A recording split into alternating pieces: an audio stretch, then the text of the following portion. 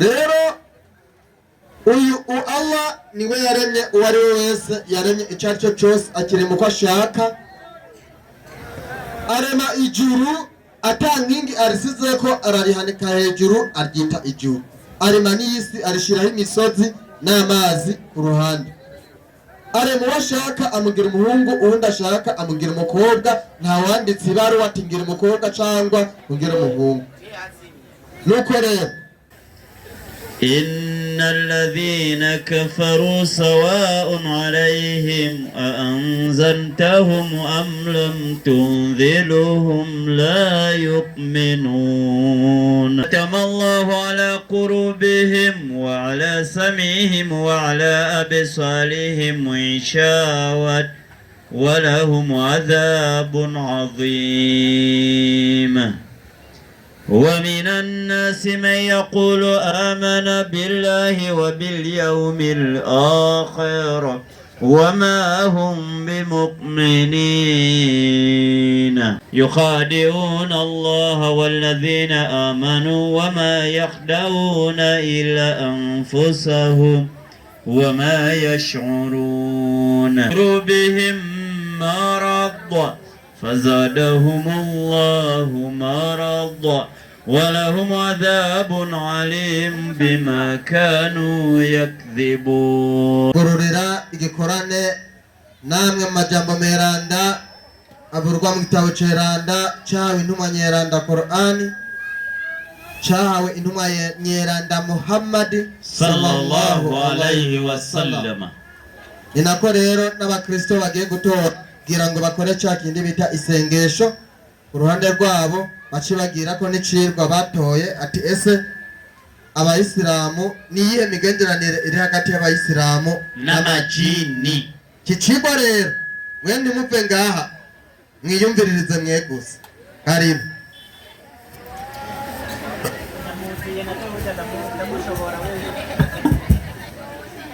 Amahoro y'Imana abane namwe, reka mwese ndabakumbire mu izina rya Yesu. Hanyuma aho mumaze kubyumva tugiye gusenga kugira ngo twanzike ko dushyire ikigwa kivuga ngo niyahe migenderanire iri hagati y'amajini n'abayisilamu. Dusenge mu izina rya Yesu. Mana uhoraho data wera kandi weza, turaguhimbaje kandi turagushimiye cyane ngero ugize neza, turahamagaye kubaho kwawe kuze kuyerekane. Mwami kiye kwiki kino kigwa ndagusavye ngo abantu babatahure maze bamenye Imana bakwiye gukurikira iyo ariyo kugira ngo bazibaragwe ubwami bwawe nyir'inganji uzobugize neza. Turahamagaye kubaho kwawe rero ano masaha mwemu wawe yera azagerere mu barimu kandi umuriro wawe mwijuru usenyure igitare cyawe cyose kiri ahantu, yaba dayimoni amangede bitonge byose bifatwe miri, maze kugira ngo ubwiza bwabo kubuze kuyerekana, maze abantu baruse kumva ijambo ryawe kugomba mu izina rya Yesu. Amena.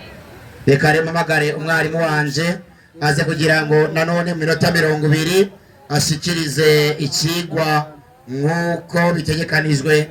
Mwarimu karibuni.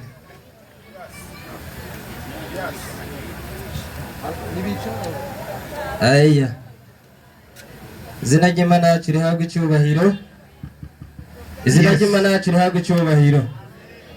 Amen.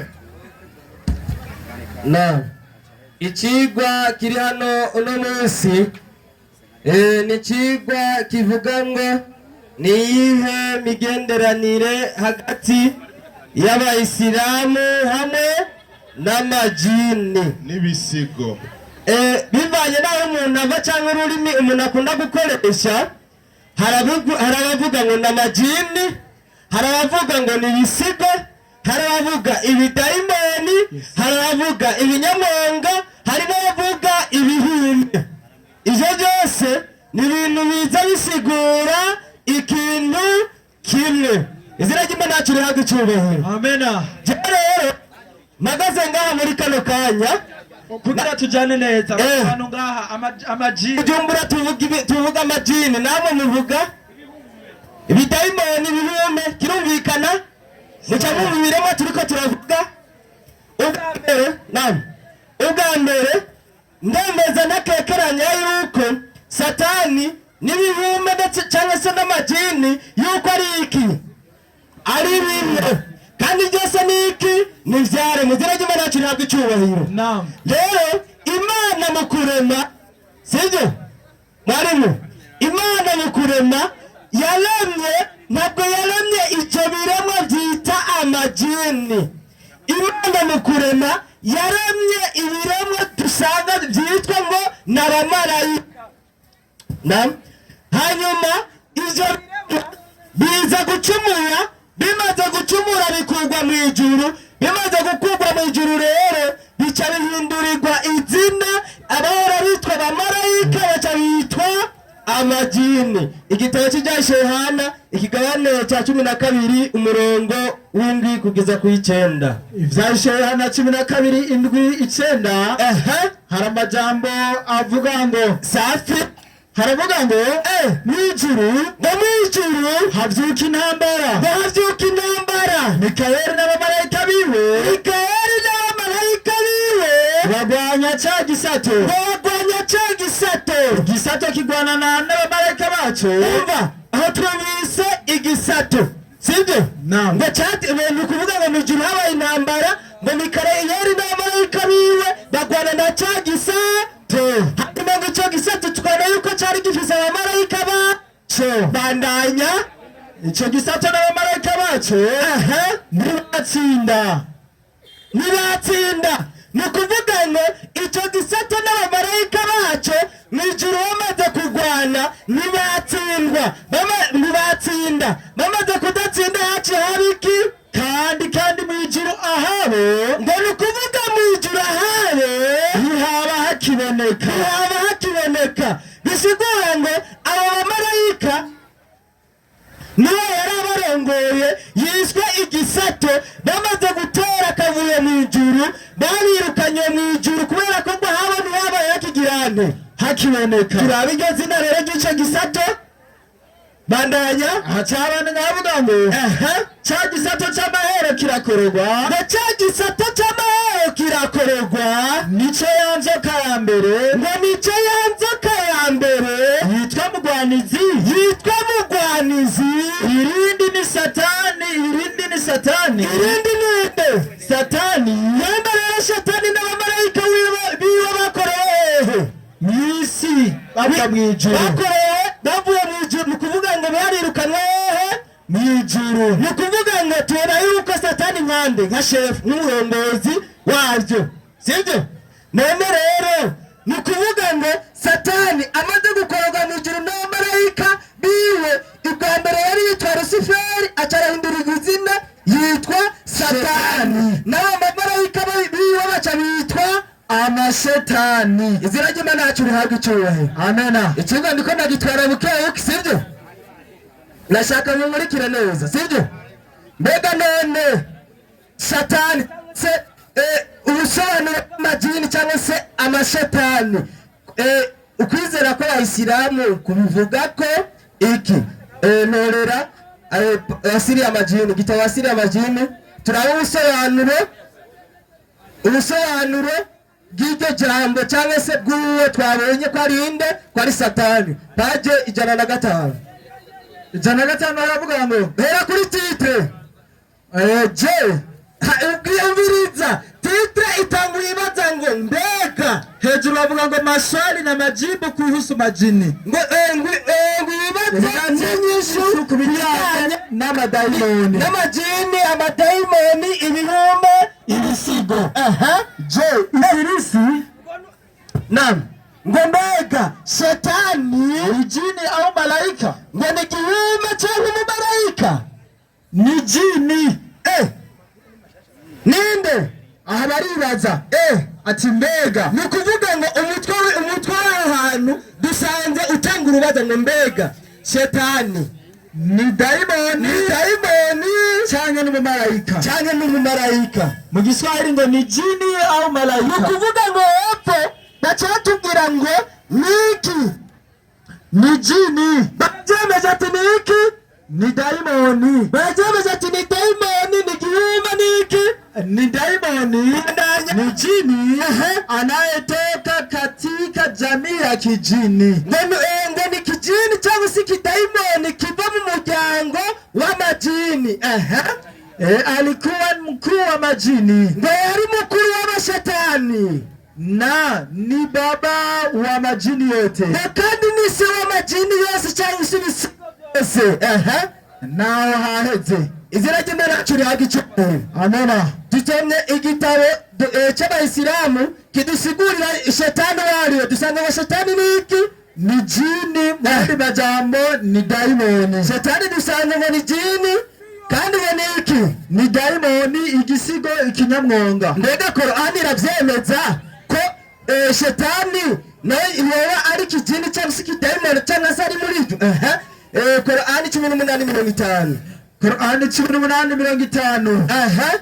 18:50 hari amajambo avuga ngo safi, avuga agasubira akavuga ngo nakumbukeni tulipoambia malaika ngo nimuke igihe twabwira abamarayika musujudieni Adamu, nimupfukamire Adamu, basi wakamsujudia ngo nuko baramupfukamira isipokuwa Ibilisi, uretse shetani yeye alikuwa miongoni mwa majini, ngo yari umwe mu majini na akavunja amri ya Mola wake, kandi ngo yica itegeko ry'Imana yiwe. Bandanya. Je, mwarimu reka tugende bukebuke, sibyo? Iki muri uwo murongo tubonye neza yuko Uhoraho yavuze ati yabwiye abamarayika ati nimupfukamire Adamu, hanyuma abamarayika baramupfukamira, uretse shetani wenyene. Ni kuvuga ngo shetani yaciye yitwa idaimoni kuko yari mu mugabane w'ibisigo. Izina ry'Imana yacu rihabwa icyubahiro. Ni kuvuga duhera mu ijuru. Shetani yitwa shetani akiri mu ijuru, yari umumarayika akorera Imana. Safi. Hama rero Qur'ani ivuze ngo Imana yabwiye abamarayika bose gusenga kunamira Adamu. Hama shetani wewe acaravyanga. Shetani acaragirane Imana ikiramukorera ku isi. Izina ry'Imana yacu rihabwa icyubahiro. Kuvugwa ababaye igisigo ijini. Shetani ni kuvuga ngo yaciye ahindurirwa izina abikizigo ijini. Izina ry'Imana yacu rihabwa icyubahiro. Tukavuga ijini cyangwa Abayisilamu bakavuga ijini, tuze kumva shetani ko ari we se w'ibisigo. Izina ry'Imana yacu rihabwa icyubahiro. Amena. Ikigwa turumviriza tugende bukebuke. Ikigwa ndashaka ko mumurikirana neza. Ubwa mbere turiko turavuga shetani, nabwo turaza tuvuga ngo Abayisilamu kubera iki none, sibyo? Ni kuvuga ngo twahereye tubona shetani iyo yapfuye n'ingene vyagenze kugira ngo abe shetani, kandi turabe neza na neza yuko mbega nukuri koko harabaho amajini, sibyo? Ubwa mbere ibitabo byose byamaze kubitwereka yuko hari iki? Amajini, amadaimoni. Ikibazo rero kiraho, mbega rero kubera iki kino kigwa cyatowe kandi kikaza kiraho Abayisilamu? Nicyo kintu nicyo twibaza. Rero mwarimu tora Qur'ani ikigabane cya 72. Icyo kigabane cya 72 ni ikigabane cyitiriwe amajini, cyitwa Suratul Jinn muri Qur'ani, sibyo? Ni kuvuga ngo muri Qur'ani barashizemo ikigabane cyitirirwa amadayimoni. Muri Qur'ani harimo ikigabane cyitirirwa amadayimoni. Nuko uko abantu basoma Bibiliya usanga hari igitabo cyo cyitanguriro cy'Abaheburayo n'iki. Ni kuvuga ngo kujya dusanga kijya kigabane n'akarere cy'itanguriro, niko muri Qur'ani dusanga ikigabane cyitiriwe iki? Amadayimoni. Umurongo wa mbere mu kigabane cy'amadayimoni cy'amajini. Utarasoma ngaha, utarasoma n'ubwa mbere, Abayisilamu baremeza neza na neza cyangwa se mu byo bizera icyo gitabo Qur'ani ni igitabo bizera cyangwa se ni igitabo bakoresha mu byo kwizera kwabo. Muri icyo gitabo bakoresha nyene tubonye yuko ari ikigabane cy'iki cy'amadayimoni. Ubwa mbere tubona neza yuko ari isano cy'amadayimoni n'Abayisilamu. Soma iyo nyandiko. Ubwa mbere batubwire kubera iki mu gitabo cyabo harimo ikigabane bitiriye amadayimoni. Ivyo waza ivuge ngaho niyo tasano bafitaniye n'amadayimoni cyangwa se ibisigo cyangwa ibihume.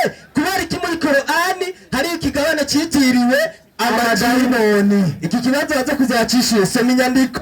Haravuga ngo sema vuga imefunuliwa kwangu ngo nahishuriwe ya kuwa kundi moja la majini, yuko mgumo wa majini cyangwa se ibihume lilisikia Qur'ani likasema, twumvise Qur'ani liravuga, hakika tumesikia Qur'ani ya ajabu. Nuko ngo twumvise Qur'ani itangaje, inaongoza katika uongofu, ngirongora mu bugororotsi. Kwa hivyo nuko tumeyamini, ngo twagizembe tumeyamini, ngo twayizeye. Ubwa mbere amajini yivuga yuko yumvise Qur'ani yigitangaza, hanyuma ngo caragirane arayizera, acarayizera. Bisigura ngo umuyisilamu uko yizera Qur'ani niko n'amajini yizera iki? Yizera Qur'ani. Ni kuvuga ngo ukwizera ko abayisilamu n'abajini ni kungahe? Ni kumwe. Izina ry'Imana yacu rihabwe icyubahiro. Soma manuka ku murongo wa gatatu acavuga ngo safi na kwa hakika ngo nuko utukufu wa Mola wetu ukwenda kwa imana yacu umetukuka kabisa, ngo nukerane guzuye cyane, hakujifanyia mke ngo niyigiriye umugore wala mwana, ngo cyangwa umwana. Ubwa mbere nubwo basangiye kwizera n'amashetani cyangwa ibihume, kandi twatubona no muri icyo gitabo cyabo cyuko bafitaniye cyangwa se bahuje ukwizera n'amashetani. Amashetani aragirane, arabahenda, sibyo? Ubwa mbere tubona neza yuko shetani ni sawiki w'ibisigo.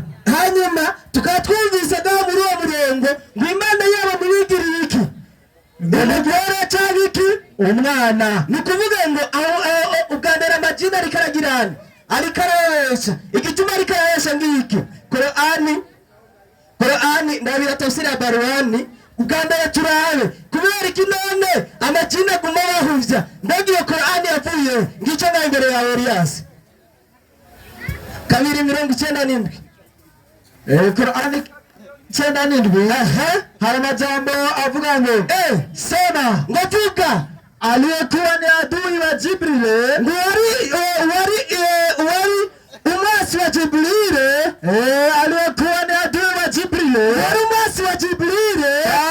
Basi ngo nuko wewe ndiye aliyeiteremusha Qur'ani, ndiye ngo niwe amanuye nde Qur'ani. Umwasi wa Gabriel ninde? Ni Shetani. Kumbe Qur'ani yavuye hehe? Kwa Shetani. Kumbe Waislamu bizera igitabo cyavuye hehe? Kwa Shetani. Kumbe Waislamu bafitanye imigenderanire nande? N'amadayimoni, na se w'amadayimoni Shetani. Izina ry'Imana yacu rihabwe icyubahiro. Amena. Ikiba kiraryoshye. Izina ry'Imana yacu rihabwe icyubahiro. Amena. Nuko rero nuko twamaze kubona mu murongo duhejeje, amashetani avuga ngo nuko ngukweranda bw'Imana yacu ngo buruzuye cyane, ngo ntiyagize umugore w'umwana, aho bwa mbere amajini ariko arabahuza.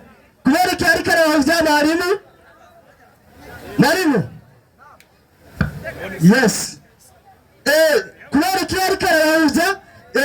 Kuri wa murongo nyine twasoma muri Qur'ani 18:50 twamaze kubona yuko Satani amaze kwanga gufukamira Adamu. Ni kuvuga ngo yise itegeko ry'Imana, wari Lucifer yitwa nde? Shetani. Umanitse hepfo niyo acavuga ngo je mnamfanya yeye na kizazi chake kuwa marafiki, ngo mnamfanya yeye na kizazi chake kuwa marafiki. Ubwa mbere Abayisilamu igituma amajini yarahenze, bizera yuko Imana ngo utagira umwana, ngo kubera ngo atamugore ifise. Nanjye rero ngo ndabaza kino kibazo muri iryo somo ko havuga ngo nuko muvuga we hamwe n'urubyaro rwiwe kuba inshuti ziwe, niba Shetani afise urubyaro, mbega umugore wiwe ari hehe? Izina ry'Imana yacu rihabwe icyubahiro. Amena. Marimo someraho. Haravuga ngo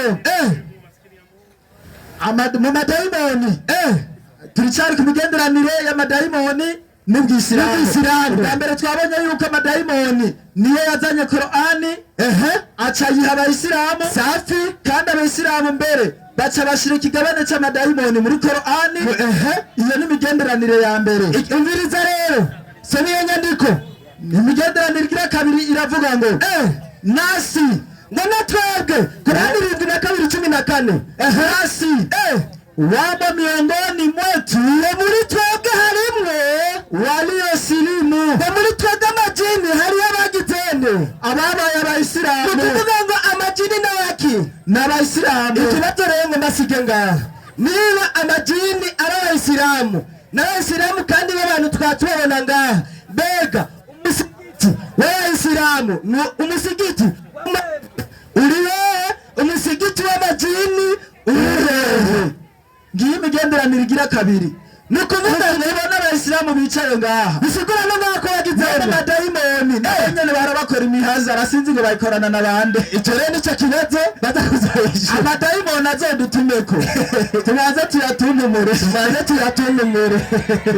azodutumeko tuyereke none ko amadayimoni ngo yakuye shahada kumwe wa mugabo yagira ngaha ngo la ilaha illa ngo ashhadu Allah ngo burya ngo n'amadayimoni arabikora n'amadayimoni yagirane arabikora bisigura ngo n'amadayimoni yakora ivuga butumwa n'abaki ngira ngo barakorana ivuga butumwa. Ikibazo rero mbega bajya kuja gusenga sivyo, iyo bagiye gusenga mu misigiti barajana n'amadayimoni cyane. Mbega hariyo hariyo umusigiti w'amadayimoni akaba n'umusigiti w'abagabo tubona ngaho. Twe nta musigiti w'amadayimoni turabona amba yarabaye abayisilamu hajya nyene muja nanaje nitwabibonye ko ari agakino mukina. Mwarimu urimo mu amajini nyarutsa twitera amajini hari amajambo avuga ngo urupapuro rwa 31 aravuga ngo ibada iwe kwa ajili ya Mwenyezi Mungu tu. Umviriza ngo gusenga kuba kuhoraho wenyene gusa. Jambo hili ngiri jambo lilisababisha cyangwa se iyi mvugo lilisababisha wasiokuwa Waislamu ngo abatari Waislamu kuikashifu dini ya Kiislamu ngo haira kukisilamu kwa kudai ni dini ya majini. Watu tukisilamu ngo kuvuga ngo ni dini ya baki ngo gibisigo ni dini gibiki bandanya ngo mu mwanya baca baza batubwire ngo turiko turavuga ngo Abayisilamu ngo ni dini y'amadayimoni. Soma inyandiko rero kice kivuga ngo hatupingi Abayisilamu bavuze ngo ndibagirane ati nitubipinga nibipinga yuko n'amajini arabaki ati nitubihari yuko amajini arabaki kwani majini miongoni mwao nuko mu majini ngo muri bo harimwe wapo Waislamu harimo abaki harimo Abayisilamu kuba amajini n'abaki mu madayimoni ngo harimo abaki Abayisilamu bandanya na wala hawana kitabu nuko kitabo bafise ila Qur'ani lakini kitabo bafise atari Qur'ani rero na hawana mutume na yindi numwe bafise atarinde amadayimoni nta yindi numwe nabo bafise amadayimoni bafise atari Muhammad. Hano Abayisilamu basangiye igitabo n'amadayimoni basangiye numwe n'amadayimoni rero niyatanga nimba iyo nyandika yihakana atavuga ati iyi Qur'ani ni y'amajini hama iyi ni yiwacu sivyo, hama kandi aza kuza tubwire mbega bagiye gusenga nibajana n'amadayimoni izina ry'Imana yacu rihabwa icyubahiro. Amena mwanya bahetse ndagaruke izina ry'Imana rihabwa icyubahiro. Amena kigwa kiravuga ngo ni ya migenderanire iri hagati y'amajini n'Abayisilamu. Rero iminota 20 iraheze ku mwarimu wacu jewe na mwenyekiti ntacyo tuvuga twegose no guhamagara abarimu. Rero ndahamagaye mwenyekiti ahamagare umwarimu wiwe ndeke ibyo bavuze n'ibyo cyane sibyo. Asante sana. Assalamu alaikum wa rahmatullahi wa barakatuh. Wa alaikum assalam wa rahmatullahi wa barakatuh. Mumpera mashi umwarimu avuye kwigisha hano. Baya muhekwe. Mumuhamashi kabisa. Yego. Yigishije kwangana na bikwiriye. Aya. Yabaje none ngo twenge turemera ko dufite ikigabane cy'amajini Shuruna. Aya.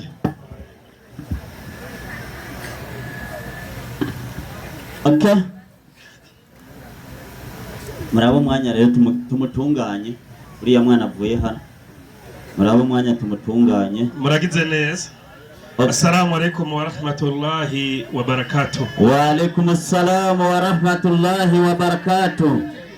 Reka manze shimire uhoraho Imana rugira byose Allah jalla jalaluhu. We yaremye abantu akarema abamarayika n'amajini kugira ngo bubahe Imana kweli.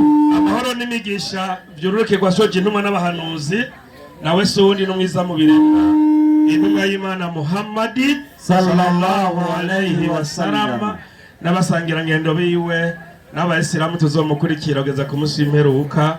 Dusabe uhoraho Allah adushire muri abarahuma amin. Amen.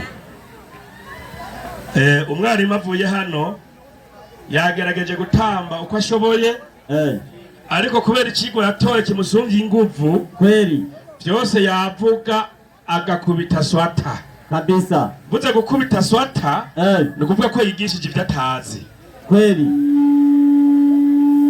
Ingorane yagize nuwamugize mwarimu atariga, iyo niyo ngorane yahuye nayo.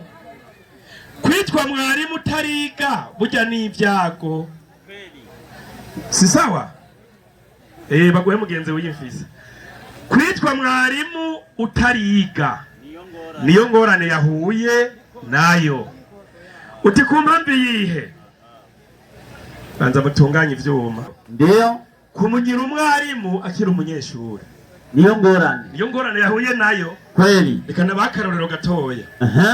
Tora Qur'ani y'igiswahili yasomye Barwani asoma Qur'ani 297 ngo Qur'ani yahawe shetani ni ngorane. Qur'ani kwego ihabwa shetani ni ngorane.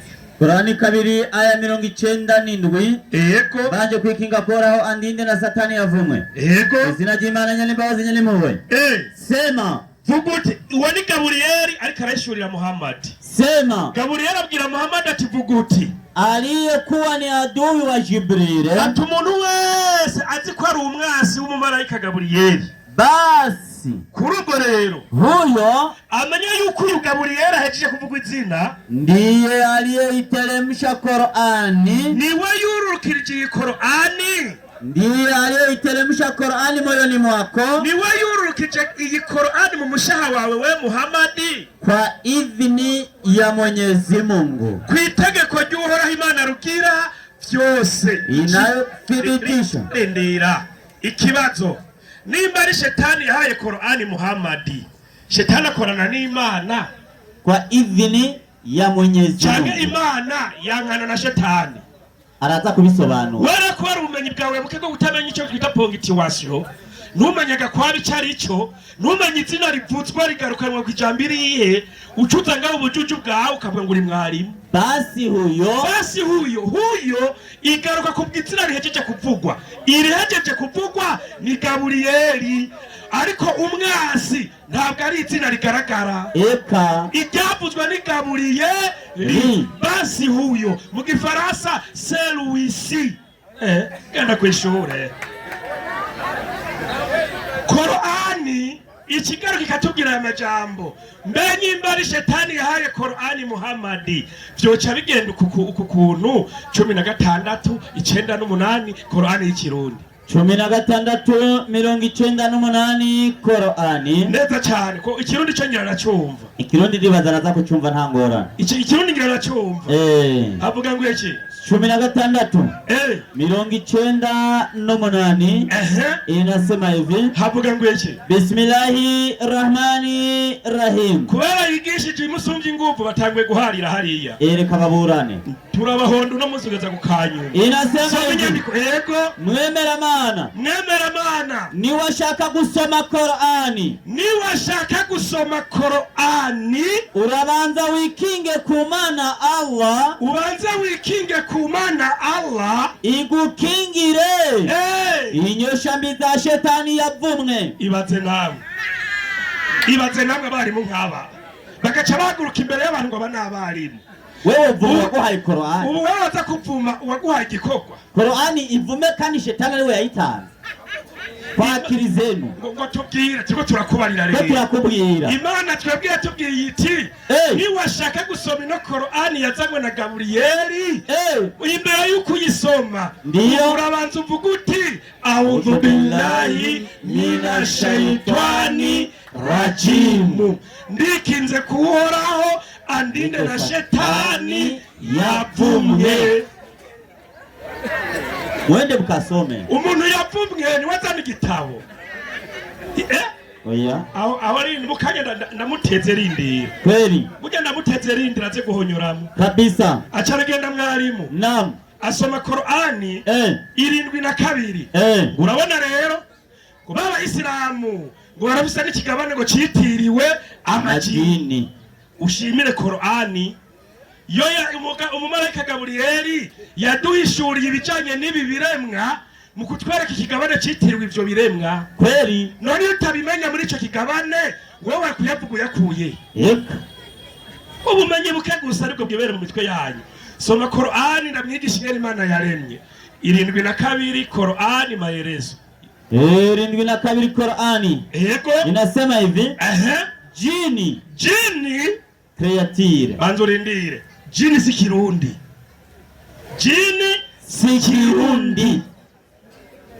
ngone batayimoni abari baraganza ivyo ni ikirundi ngo ibisiko jini si Kirundi wapi jini ni iki jini kreatere ni biremwa créé par Allah byaremwe n'uhoraho Imana rugira byose à partir du fait biremwa mu muco et les hommes hama ikiremwa muntu cyitwa umuntu sont créés d'argile abantu natwe bw'ibiremwa turemwa mu vyondo et les anges de lumière abamarayika n'Imana rugira byose ibarema mu muco aho nta muntu yaciye ku ntebe y'ishure yopinga ibi oya kiretse ikijuju canke inkandagira bitabo uwo ni watagupinga tubagije Katolika nayo itubwira jini ni iki tora Bibiliya Katolika ubusobanuro bw'amajambo ijambo jini risobanura iki isigura y'amajambo agoye jini gisigura isigura amajambo agoye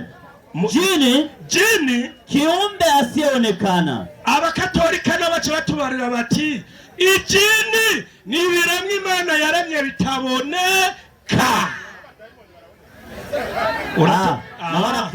nawe arabyemeye arabyemeye urabona abadayimoni babo baraboneka jewe navuze mu bwinshi jini ibiremwa byose Imana yaremye bitaboneka biri mu mugwi w'amajini abantu twebwe tuboneke yaturemye mu vyondo abamarayika barema mu muco amajini yarema mu mbeya z'umuriro ivyo byose ni biremwa ivyo biremwa byose Imana irangije kubirema ikibihereza itegeko amategeko aho nyene yasomye 72:14 72:14 woraza kugwana n'ubumenyi buke bwawe ego nukuri ugwana nabwo ntuze kugwana n'abayisilamu soma inyandiko 14 hagira ngo iki muri twebwe rero muri bya biremwa Imana yarema bitaboneka byitwa amajini muri twebwe rero muri twebwe ivyo biremwa harimwo abayisilamu b'ukuri harimwo abemeramana b'ukuri hakabamwo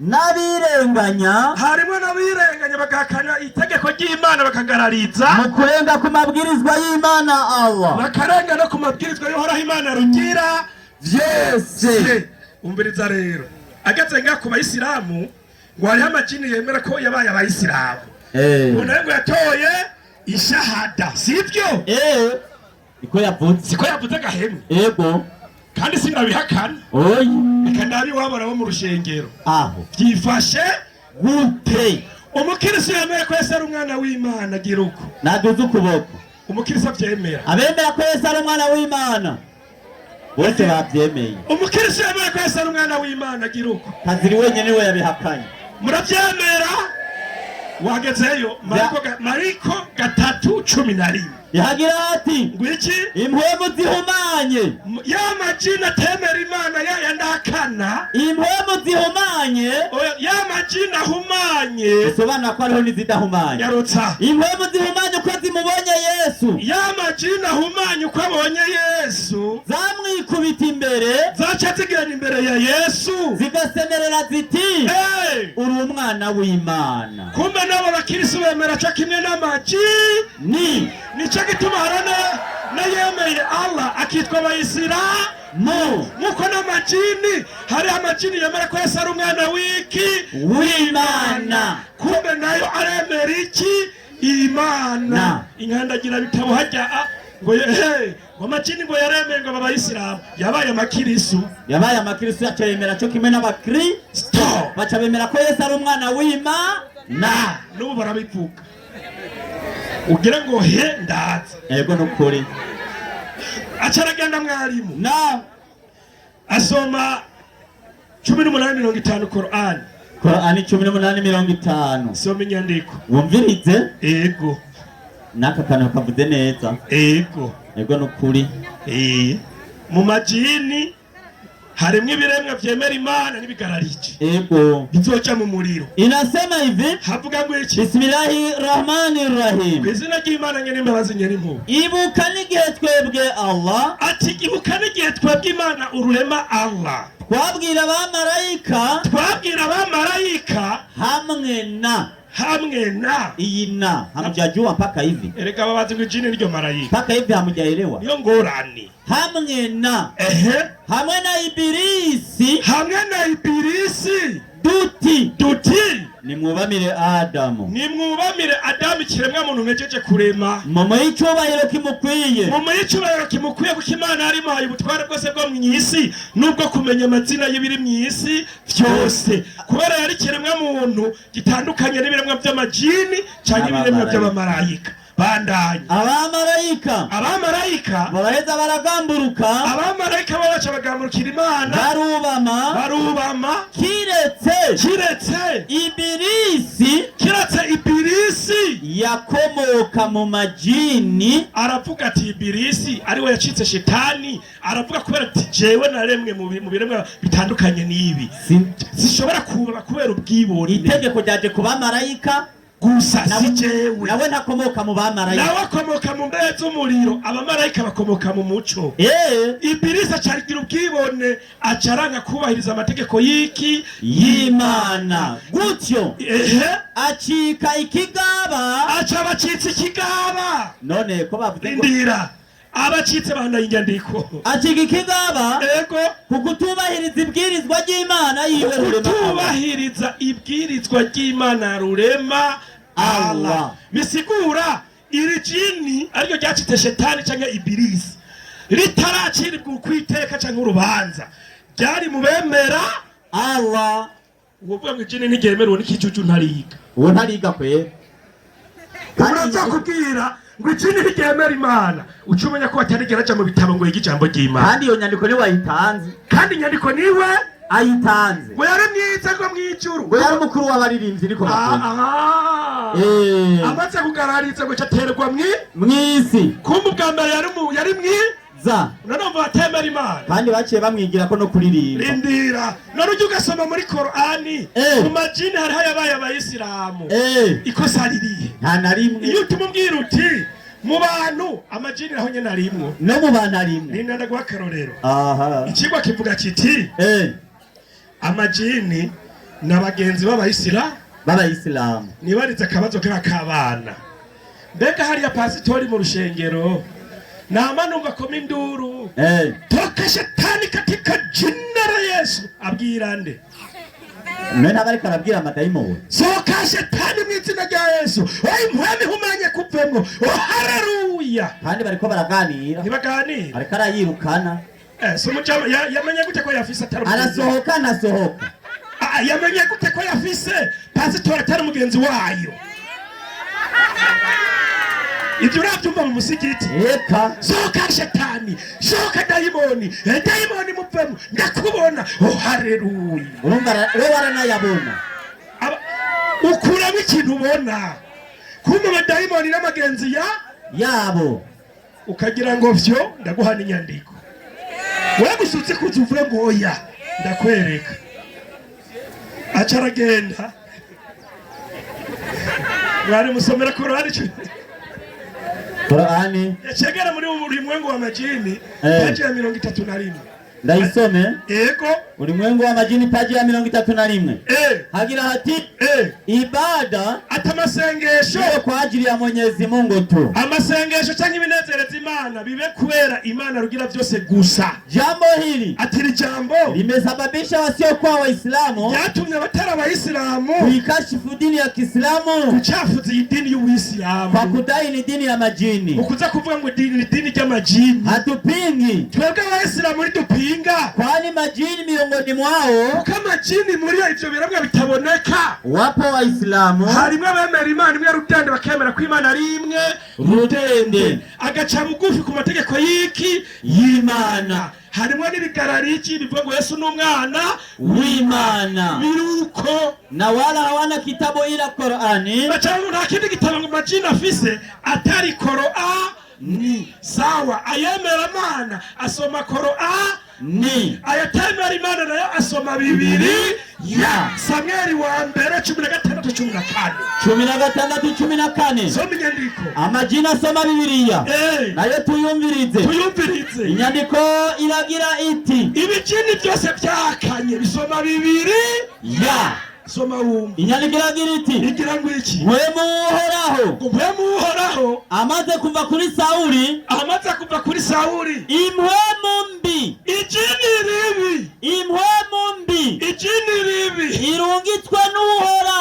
irungitswe n'uhoraho, yamigenda ifata bwa gikange, maze abantu ba Sawuli baramubarira bati erega impwemu mbi irungitswe n'uhoraho. Kumbe rya jini ribi naryo rirungikwa n'iki? N'uhoraho. Bisigura ko hariho n'ikindi kiza, hariho na ribi rirungikwa n'uhoraho rigaca ritumera mu rushengero. Aho nyene 23 agira ati umviriza ibyo baca bakora, umviriza n'ibyo muca muvuga. Hanyuma uko ya mpwemu mbi yarungitswe n'Imana yafata Sawuli, Dawudi yahitana inanga agacuraranga. Kugira uzamenye hari amajini mabi n'ahantu hose uzokumva bavuza ibitari n'ingoma. Takbir ni yaba aho no hari amajini mabi atotanga ubuti dondoro ukabyumva umenye ko babashwa n'amajini mabi. Kumba amajini mabi ari kubasoma Bibiri ya kandi batwemera ko arungikwa n'Imana bibahame. Cyo ni kiwanyu acaragenda nam uno munsi uricu turabakubita inyandiko asha itayerewe imirongo yavuze ndayimaze nukuri ntawundi byasigaye byo kwidoga gusa. Ngira ubundi bavuze nibagi imyidogo nawe ni mu gipolisi. Iyo tugera mu gipolisi ukidogera bakagutunganiriza. Yego nukuri si sawa.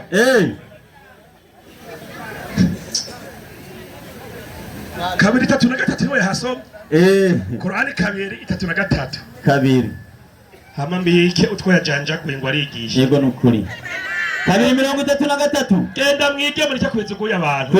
Imana nyene mabadi nyene muwe Imana Allah, Imana arugira byose Allah iraheze ibwira Adamu iti, Imana ibwira Adamu iti babwira amazina yavyo, ati babwira amazina y'ibintu byose je nakubwiye nare amazina yavyo y'ibyo biremwa batashoboye kumenya. Amazina yavyo Adamu amaze kubabwira amazina yavyo, Imana Allah yaciye ivuga iti sinababwiye ko jewe nzi neza ibyo mutazi. Neza cyane. Haragira hati binyegejwe mu majuru no mw'isi, ntabanzi kandi neza ibyo muserura n'ibyo mwama muhisha. ntumwa y'Imana awa ibuka maze wiganire ehe abantu Yego. igihe twebwe awa Eh. twatera iteka Adamu igihe twatera itego umuntu wa mbere yaremwe yitwa Adamu maze tukabwiriza abamarayika hamwe na Ibirisi. urumva ko ari ibintu bibiri bitandukanye imana yabwirije abamarayika na Ibirisi ariwe shetani tuti nimwubamire Adamu. icyo gihe shetani ntiyari bwahakane n'izina shetani ntiyari bwanarihawe Eka yarihawe kubwo kugarariza amategeko y'iki y'Imana acika umugarariji yarumwemera mana n'ubu ikindi ryemera imana rigararije ryitwa shetani n'umuntu agararije imana ari umuntu ikiremwa yitwa shetani aho dutandukaniye n'abakirisu naha abayisilamu twemera ko marayika acumura ntabwo umwisilamu yemera ko umumarayika acumura kuko abamarayika ni abakozi b'imana kugeza uno munsi ntibigera bacumura abamarayika ntibacumura oya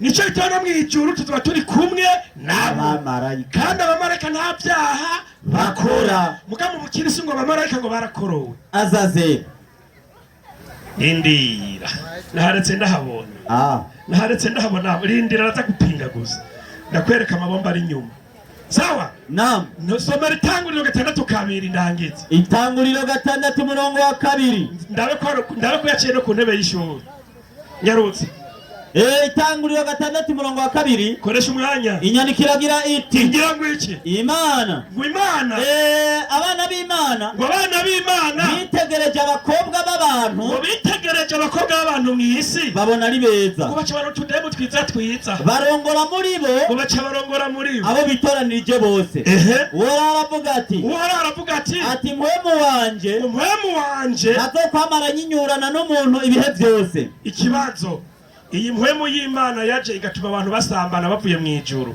aba basambanye n'abantu bari bande bamaze gusambana mbega barabyaye abo babyaye biswe ngwiki nimbura umumenyi ngo aha takbir Allahu akbar nuko nyene byigwa bigenda hakore ubumenyi namwe mu bafana bukuri karibu murakoze cyane